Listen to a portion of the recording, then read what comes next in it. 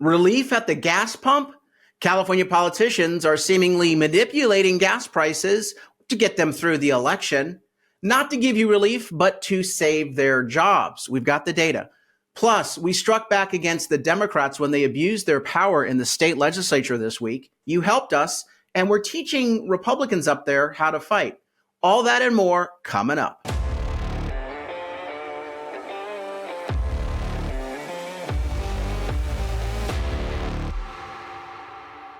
I'm Carl DeMaio, chairman of Reform California, and these are the stories that we're following today.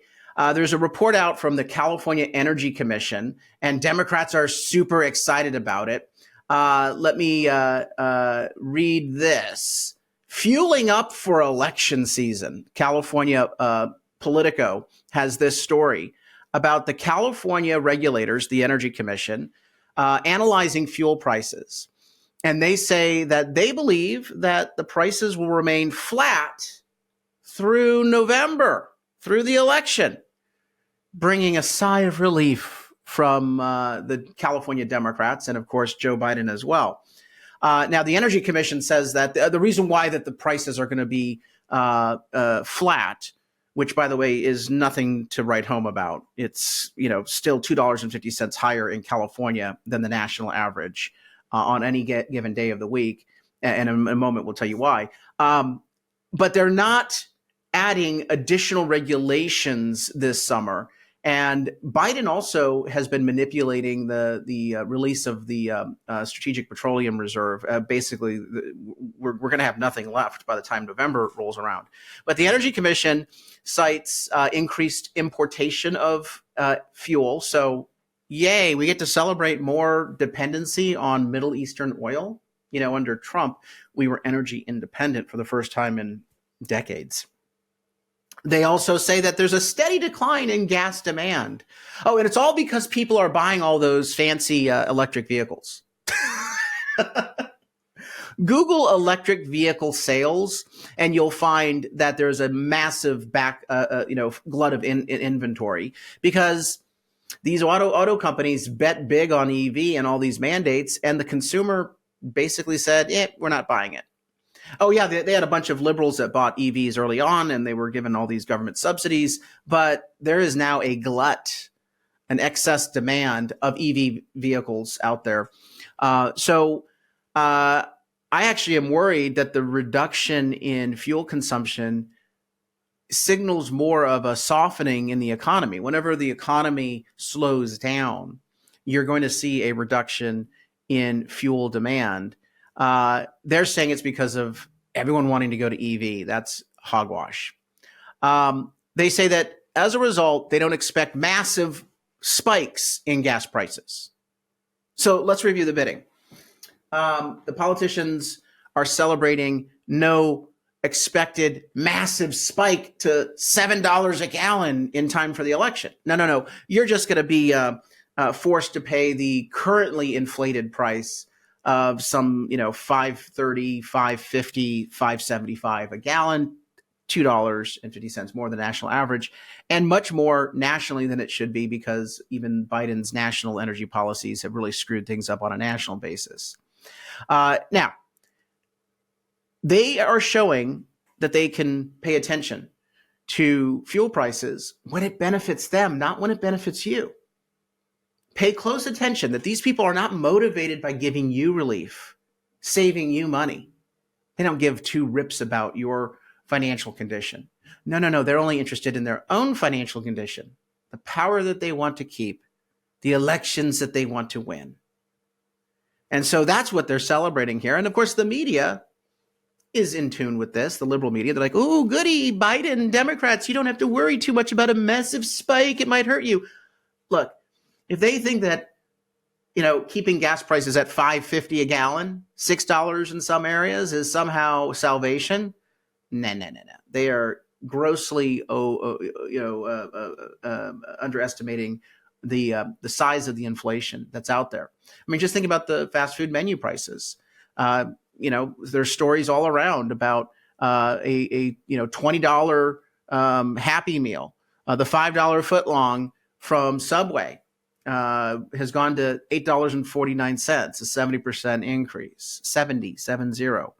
Why? Because of mandates, the minimum wage, the cost of living, all sorts of criminal issues. All of these things have combined to push prices higher and higher on something as simple as fast food.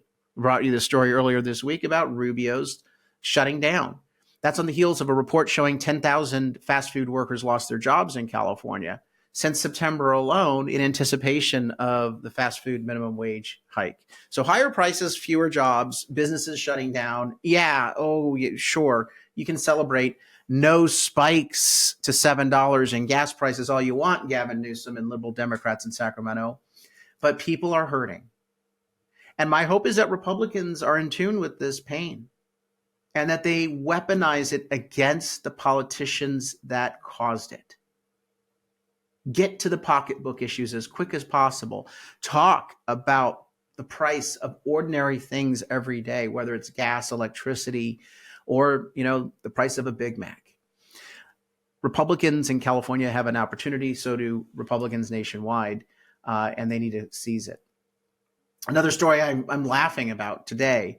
By the way, before I go on from the gas prices, you did see this, right? We put out a report 2 weeks ago about the real California gas tax. And this is another thing that Republicans should be hammering on. You're just celebrating no $7 a gallon gas, but you're still paying $5.50. But it's going to be going up. And that's because California's real gas tax is $1.43 today. It's going to go up by another 2 cents on July 1st. Automatic increases every single year. Democrats are doing that every year. That's the state excise tax. And then on top of that, we've got the cap and trade tax, which is a tax on carbon, 28 cents, and that's going to be increasing. But right now we've pegged it at 28 cents. Carb regulation costs, that's the Green New Deal air quality mandates, 23 cents a day per gallon. It's going to go to 75 cents in just the next 2 years. And I'm using government data on this analysis, and I think that they're woefully underestimating the price that it's going to cost you.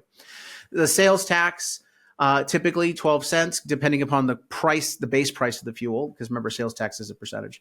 2 cents for underground storage regulations and the excise tax for the federal government. So $2.01 per gallon by the first quarter of 2026. More that you're paying. That's $2,500 a year if you drive 15,000 miles per year on your car.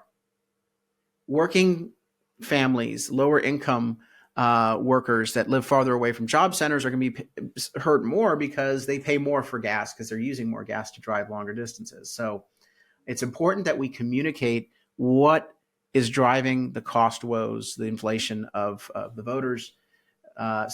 Saddle the Democrats with that in California, put it at their feet, and then issue the call to action. The call to action is, if you don't like paying more, throw the idiots out of office that created this pain and suffering in your pocketbook.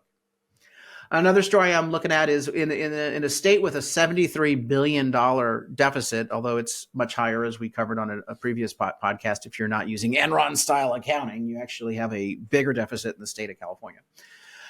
California Globe, Tom Buckley is out with this story. Is it racist? A look at state agency anti-racism plans. Oh, no, I'm not joking.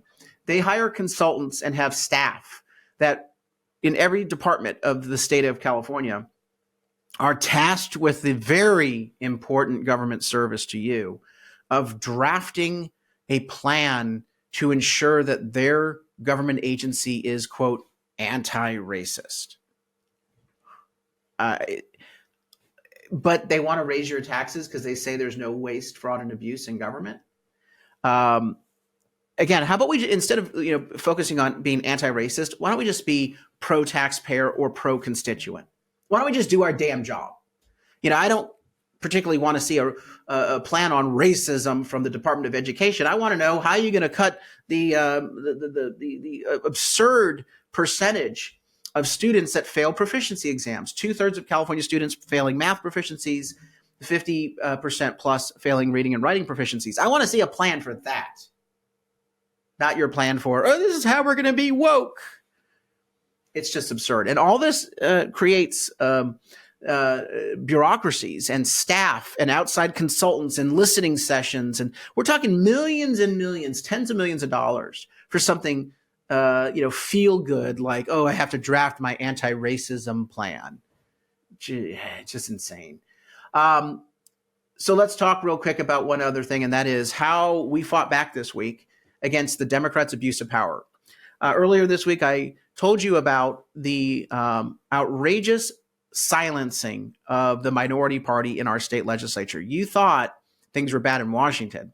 The real assault on democracy, as I've said all along, are these Democrat mega majority, supermajority dictators in Sacramento who don't follow regular order, don't respect the minority view, don't even give the minority party a chance to speak up and offer their own ideas. Or, look, the minority party usually is going to lose the vote, almost always will lose the vote, but they should have a right to speak up and offer their ideas, challenging the majority party. And then the majority party can say, okay, thank you very much. We heard from you. Let's call the question. That's how a functioning, healthy democracy works. But we don't have that in California.